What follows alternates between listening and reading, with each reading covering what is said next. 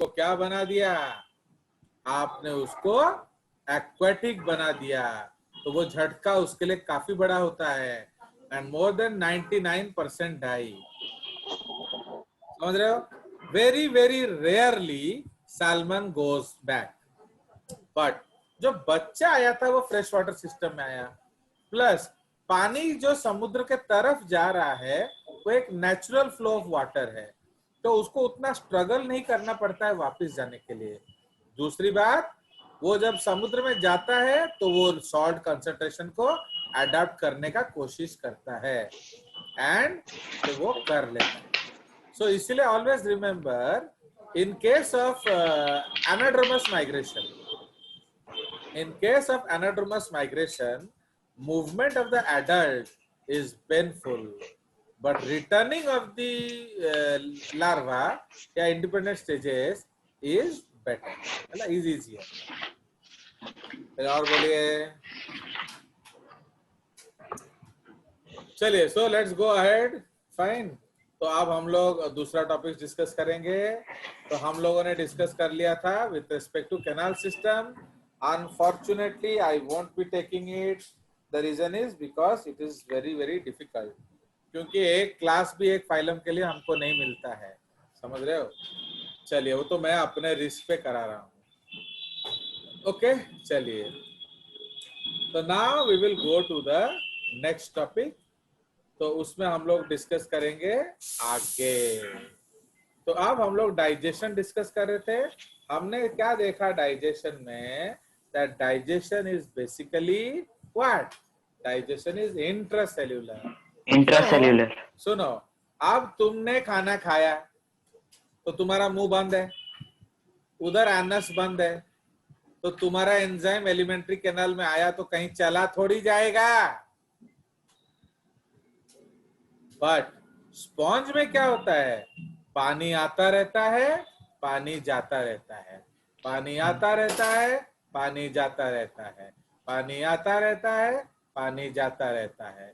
तो आप जितने बार भी एंजाइम डालोगे सारा समुद्र में चला जाएगा, तो फिर हजम कैसे होगा?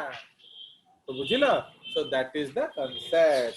तो इसलिए ये लोग अननेसेसरीली एक्स्ट्रा सेलुलर के टेंशन में नहीं पड़ते हैं।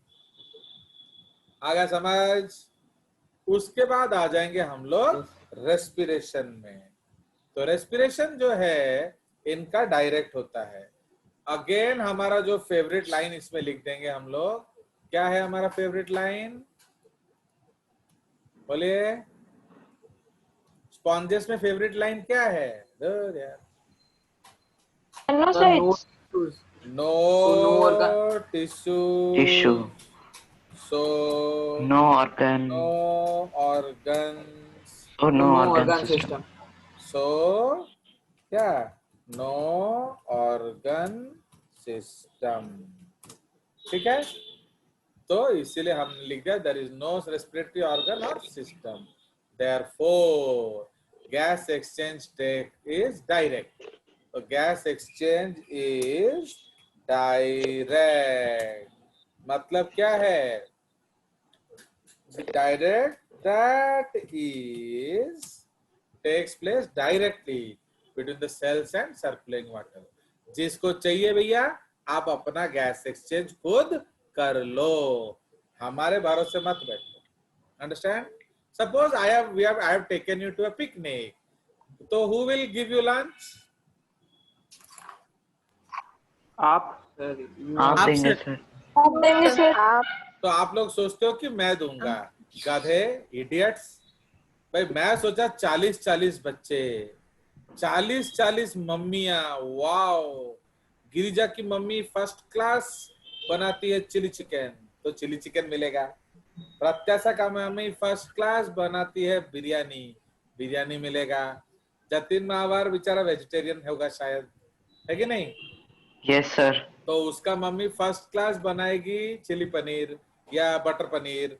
वाओ, अस्मित दास का मम्मी बनाएगी सपोज चिंगुड़ी घांटा। वाओ, सायना पानीग्राही का मम्मी बनाएगी सपोज हमारा कलाकंद। वाओ, तो मैं तो इस आस में बैठा था कि तुम लोग 40-50 आइटम्स लाओगे, किस कोना ऑफ द पेट में रखूंगा मुझे समझ ही नहीं आ रहा था। तो इसलिए तुम्हारी आशाएं क्या हो गई, तो आप तुम्हारी निराशा। निराशा हो गया, और मेरा तो डस्टबिन में गया। समझ रहे हो, अब दोनों भूखे एंजॉय कर रहे हैं पिकनिक, समझ रहे हो। तो दैट इज द प्रॉब्लम। तो अब अगर ऐसा सिचुएशन आएगा तो अब जो जिसका पैसा लिया होगा वो उसका लेकर खाएगा। तो चंद्रकांत सुबेश्वर क्या करेगा, वो अपना कहीं बोरा प्याजी खा रहा है, प्रतीक होता कहीं वो दही आलूदम खा रहा है, वर्षा प्रियदर्शनी कहीं वो चिप्स खा रही होगी, चिन्मय जो है वो कहीं आपका जो डोसा पोसा खा रहा होगा, क्योंकि जो जितना पैसा है अकॉर्डिंगली अपना खाना खाएंगे। तो this is called direct, mind your own business. आया समझ। सो this is the concept of respiration. Now similarly आपका एक्सक्रीशन, क्योंकि सर्कुलेशन हम ऑलरेडी डिस्कस कर चुके हैं कैनाल सिस्टम में, ठीक है। सो जो नेक्स्ट पॉइंट है हमारा एक्सक्रीशन है। तो एक्सक्रीशन में भी हम सेम लाइन कॉपी कर देंगे, क्या इतना टेंशन लें, है कि नहीं। तो इसको सीधा करेंगे क्या, कॉपी एंड पेस्ट। तो आप बस इसमें लिख लेंगे क्या, जो क्या आएगा था, ये कहाँ से आ गया, इसको करेंगे No कॉपी ना, excretory organ. नहीं इधर इसको पूरा कॉपी करेंगे ना। सो क्या लिखेंगे, no organs, no organ system, so there is no excretory organ or system, therefore excretion is direct। मतलब जिसको फेंकना है खुद सुसु कर लो, that is takes place directly between the cells and circulating water। अब सुनिए, क्या पानी आने जाने का कोई टेंशन है क्या, नो सर। नहीं No. है। So there is no tension of water का आना या वाटर का जाना। तो इसीलिए यहाँ एक्सक्रीशन क्या होगा, एक्सक्रीशन इज एमोनोटेलिक। समझ रहे हो, मतलब एक्सक्रीट्स एमोनिया, ठीक है। तो एक्सक्रीट्स एमोनिया हो गया। So this is with respect to excretion. अब हमारा आ जाएगा स्केलेटन। तो ये थोड़ा बढ़िया टॉपिक है। सो स्केलेटन, सो अगेन इसमें हम लोग हमारा जो फेवरेट लाइन लिख देंगे, okay, no organ, no organ system, so there is no क्या, skeletal system, okay, there is no skeletal system, but some skeletal structures are present, है, some skeletal structures, okay, structures are present, okay। तो are present नाम क्या है, present, okay, are present comma known as क्या, spicule and spongin fibers. and Or spongin. spongin Spongin fiber. fibers, ठीक है, spicules and spongin fibres. Actually मैं आप लोग पीछे रहते हो ना, तो इसलिए मैं आपको ऑलरेडी वीडियोस भेज देता हूँ ताकि आप उसके लिए तैयार हो जाओ, बट आप लोग उसका फायदा ही नहीं उठाते, नहीं तो और धड़ाधड़ चलता हमारा गाड़ी।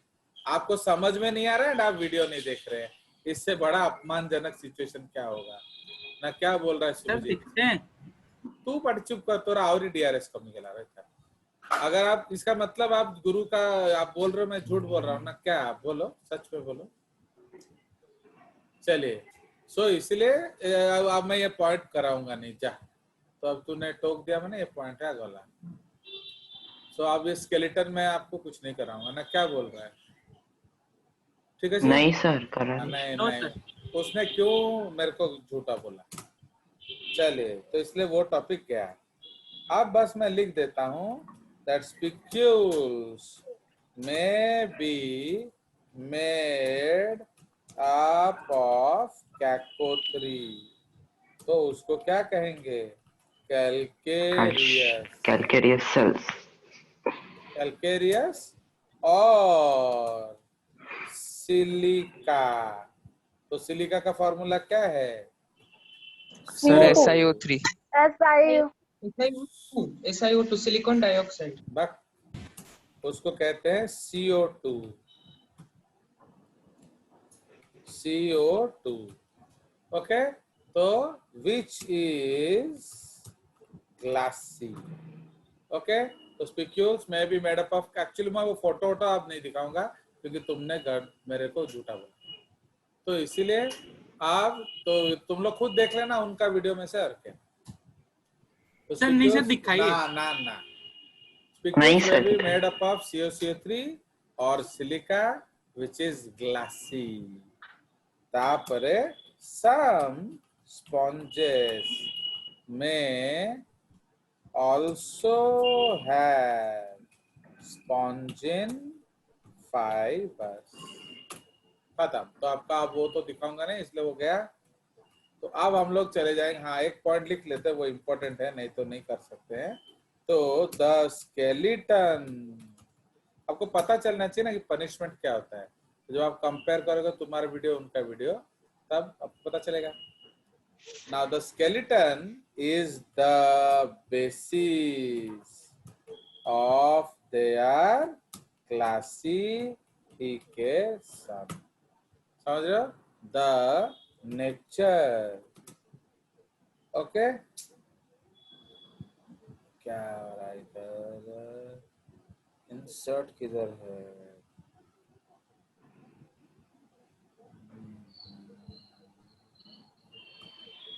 the the nature of their skeleton is the basis of their classification। ठीक है, तो बस इतना कराता हूँ, फिगर गया डस्टबिन में, हो गया। वो आप खुद कर लेना, वो एनसीईआरटी में है, देख लेना। तापर बड़ा सा नर्वस सिस्टम। तो नर्वस सिस्टम तो आपको मालूम ही है, अगेन हम लोग पेस्ट कर देंगे क्या, no organs, no organ system. Okay, तो इसलिए दैट इज, इसमें हम लिखेंगे so in sponges. Okay, in sponges there are no neurons or nervous system। तो इसमें कोई न्यूरॉन नर्वस सिस्टम नहीं है, किंतु हायर स्पॉन्जेस, अब देखो हर समय जब भी आप टैक्सोनॉमी पढ़ेंगे तो आप याद रखें, सो नाउ टैक्सोनॉमी में आप याद रखेंगे हर समय जो एनिमल्स हैं कुछ प्रिमिटिव होंगे पहले फाइलम जैसा, कुछ एडवांस्ड होंगे अगले फाइलम जैसा, कुछ टिपिकल होंगे। समझ रहे हो, तो always in taxonomy there will be three type of organs, three types of organisms. Advanced माने वो लोग अगले फाइलम जैसे होंगे, प्रिमिटिव जो पिछले फाइलम जैसे होंगे, एंड टिपिकल जो उसको बिलोंग करते हैं। समझ में आया? तो बुक्स में लिखा होता है एडवांस्ड स्पॉन्जेस में हैव क्या, सेंसरी सेल्स, बट वो न्यूरॉन है कि नहीं वो पता नहीं, तो ऐसा लिखा होता है, इसलिए मैंने भी आपका लिख दिया।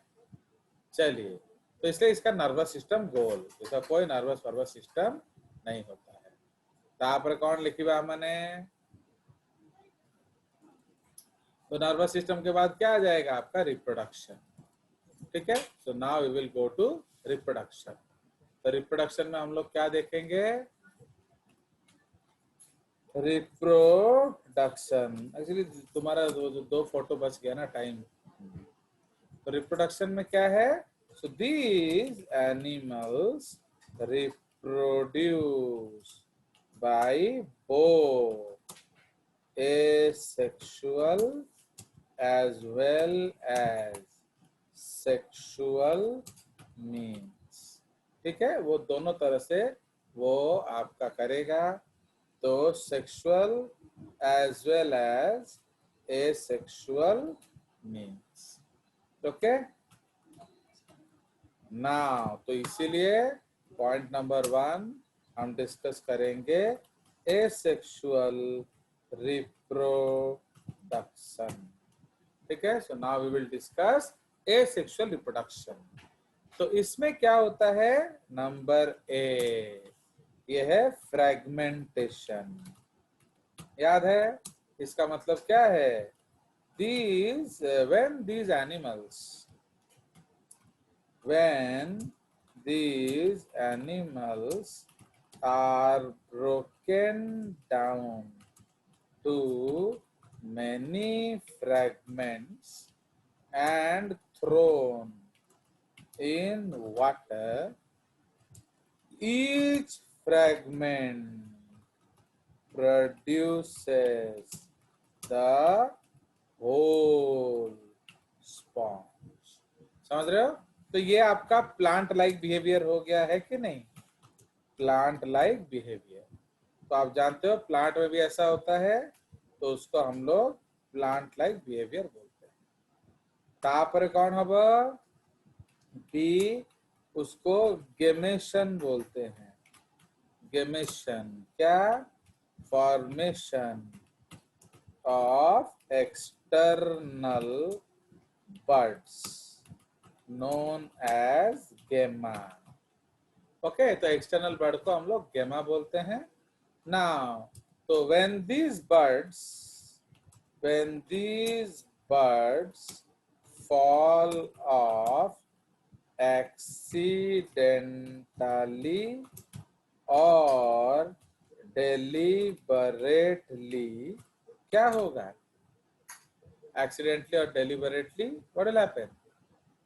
Sir, formation of a new sponge. Yes, produce the new sponge। तापरे सी होची गेम्यूल। आज आप जाके देख लेना कि मैंने क्या नहीं बताया, फिर बोलना नहीं सर ने बताया नहीं, क्योंकि मैंने तो आपको बताया था, तुम ही लोगों ने बदमाशी करके नहीं सुना। तो गेम्यूलेशन, तो गेम्यूलेशन को हम लोग इंटरनल बडिंग भी बोलते हैं। ओके, तो gemmulation is also known as what? It is also known as internal budding। ठीक है जी। Now what is the meaning of internal budding? So the sponge, okay, produces internal buds known as gemmules। Okay, known as gemmules। So what are gemmules? Comma, which are, तो gemmules क्या है? Which are a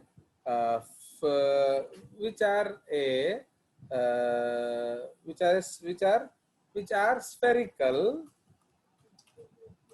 or pear shaped structures, okay, rich in, कौन सा cell of the body बोलो? तो कौन सा cell of the body लेकर जाएं?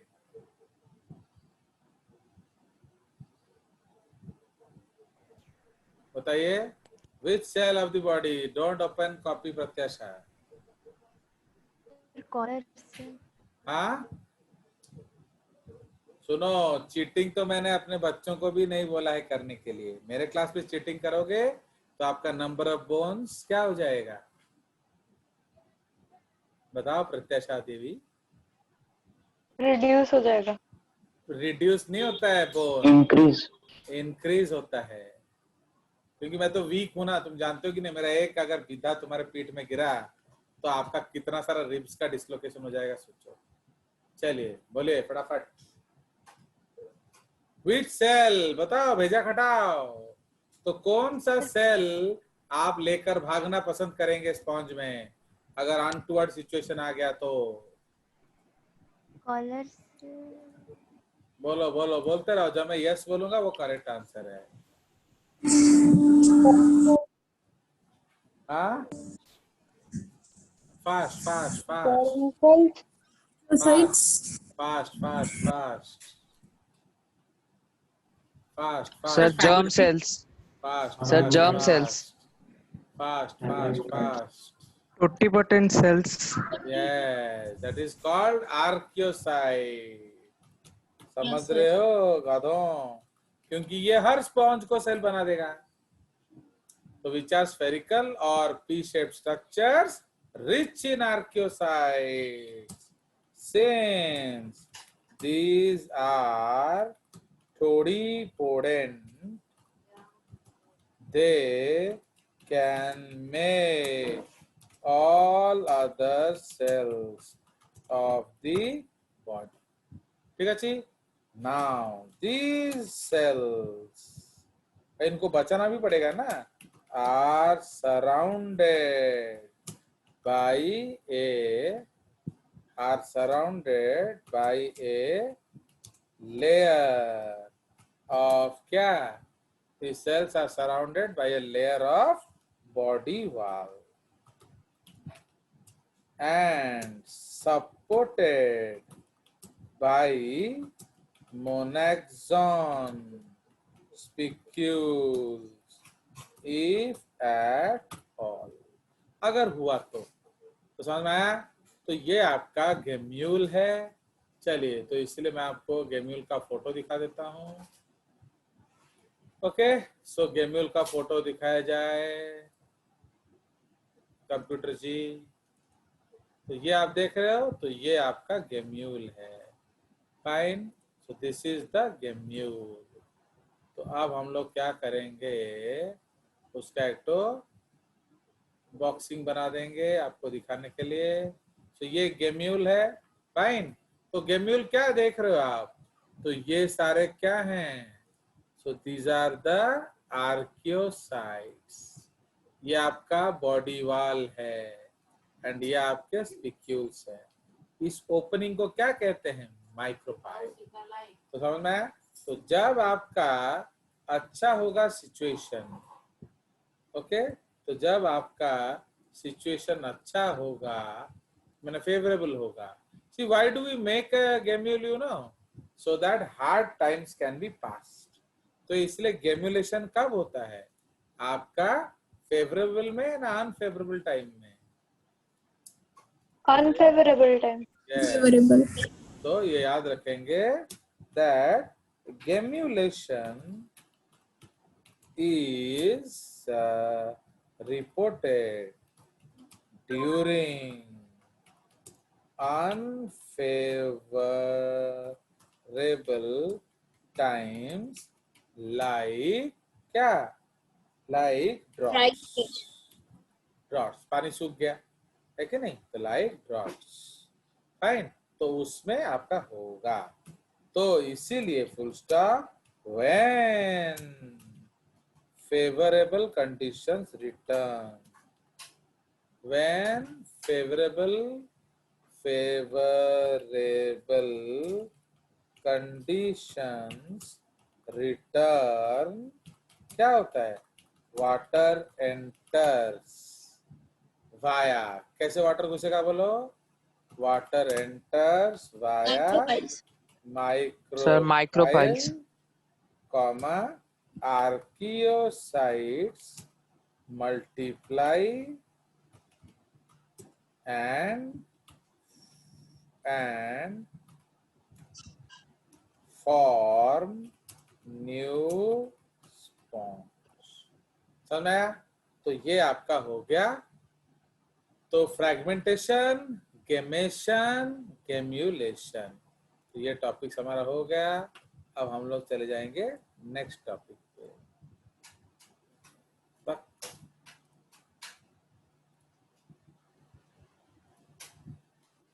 क्या होगा इसको?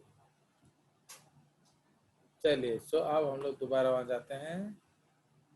नेक्स्ट, तो now let's add a new topic. तो अब हम लोग, तो अब गेम्यूल बनाए बनाए बनाए बनाए बनाए बनाए बनाए बनाए बनाए, फिर जो बॉडी बच गया उसको कहा जाता है reduction body. Okay, reduction body. Now after, okay, after extensive production of gametes, after extensive production of gametes, okay, after extensive production of gametes, क्या होगा? The remaining body is called a क्या? Reduction body. Reduction body. Ella, it dries up and remains as a waste structure. तो ऐसे पड़ा रहता है बेकार सा। Now, when favorable conditions return, they may produce new sponge body. But if, कब वो प्रोड्यूस करेगा? बोलो। Favorable condition में. तो वो तो आ गया, कंडीशन तो आ गया, तो आप कब वो ये बनाएगा? बोलो। आर्कियोसाइट स्टिमुलेट करेगा आर्कियोसाइट को. नहीं, अगर वो होगा तो, क्योंकि आपने तो सारा बना लिया था ना गेम्यूल।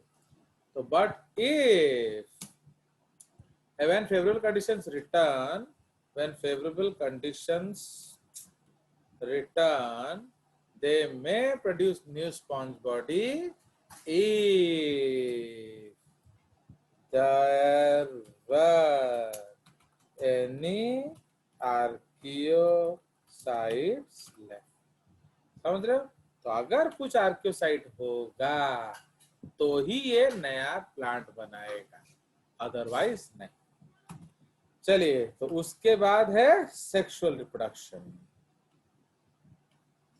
तो ये तो सिंपल है, sexual reproduction is by syngamy.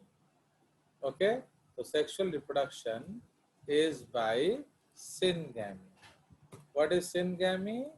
Comma, fusion of gametes. Okay, fusion of gametes. Now, archaeocytes produce germ cells which produce gametes. ठीक है?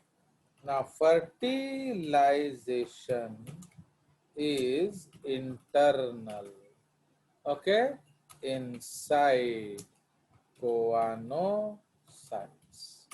तो इसमें भी कंट्रोवर्सी, कुछ लोग बोलते हैं बाहर होता है, बाहर नहीं होता। तो फर्टिलाइजेशन इज इंटरनल इनसाइड गोanocytes.